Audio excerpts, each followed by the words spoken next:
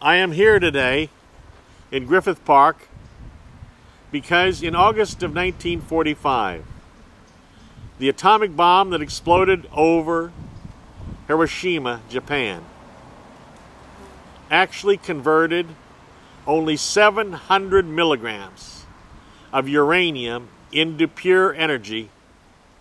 That 700 milligrams is equal approximately to 1/3 the weight of a United States dime. We have unbelievable amounts of uranium left on this planet. And as a very wise philosopher said long ago, man is an irrational animal, illuminated by the briefest moments of lucidity. We can't forget that, but we do every day. Secondly, I want to mention something that I know as a physicist and a man who was a counterintelligence agent for the United States from 1965 until 1972 for the National Security Agency specifically. And that is, what is the definition of MAD? Of mutually assured destruction between the Soviet Union originally, but obviously now Russia, its successor state, China, and the United States. And what mutually assured destruction means starts out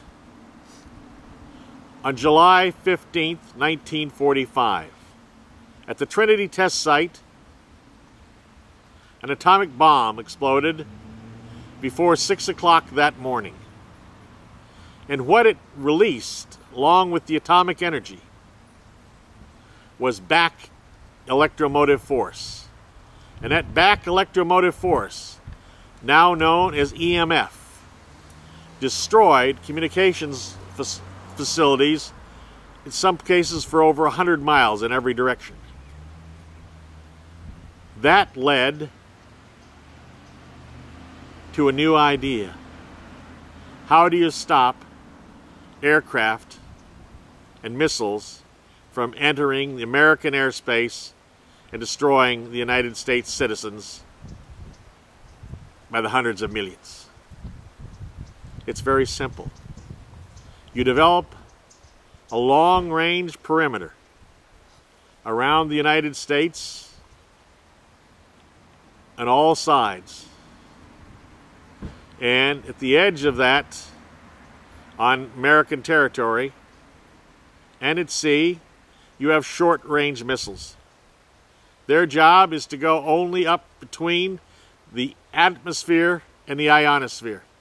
And in that intersection, to explode on a regular basis at times when, the earliest time starting, when a foreign missile might enter our airspace, they go up there to that ionosphere-atmosphere junction and blow up.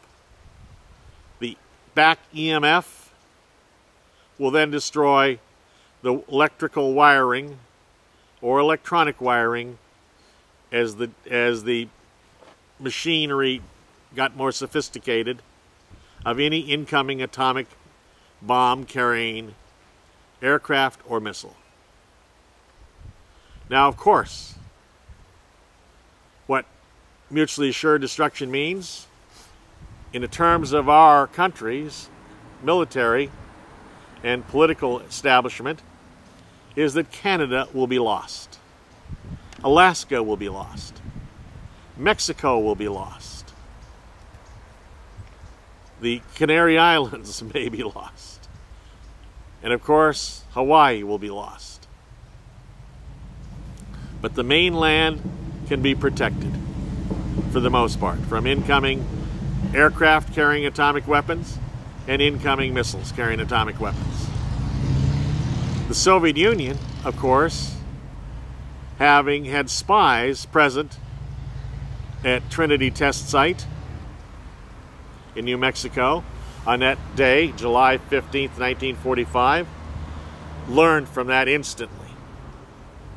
So they have developed a system shortly after our development of such a system, so that their borders contained weapons that fired from missiles, from aircraft, could explode in that space, in the intersection of the ionosphere and the atmosphere, and stop incoming aircraft carrying nuclear weapons and incoming missiles carrying nuclear weapons to the Soviet Union.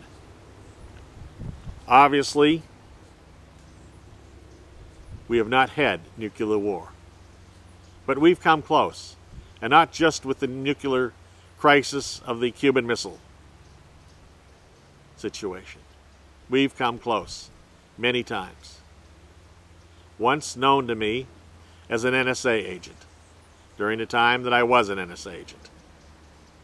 That is unknown to the American people, and I will not disclose any secrets that I gained any employee of the federal government. And I will tell only my research as a physicist outside of the government. But there was another case that we all know of, and that is the time that the sinking of the Pueblo, the National Security Agency spy ship off the Korean Peninsula.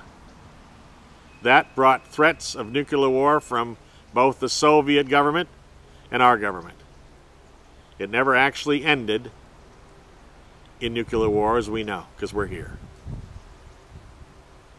But MAD, the mutually assured destruction, still threatens the entire world. The world's portions that would be protected during a MAD employment would be the Soviet Union, or now Russia, and the United States' main continent. The rest of the world, up for grabs by nuclear missiles. So in other words, to make it very simple, the first sign, and this is from the news, not from me and not from any knowledge that I gained as a federal employee for the National Security Agency, but the first indication would be a single missile entering near the edge of American airspace or Soviet airspace, or in this case Chinese airspace or Russian airspace. As it got into that intersection between atmosphere and ionosphere, it blown up would start to cripple our defense systems or their defense systems. And that's the first clue. And that could come because, as I quoted Lord Acton, man is an irrational animal illuminated by the briefest moments of lucidity.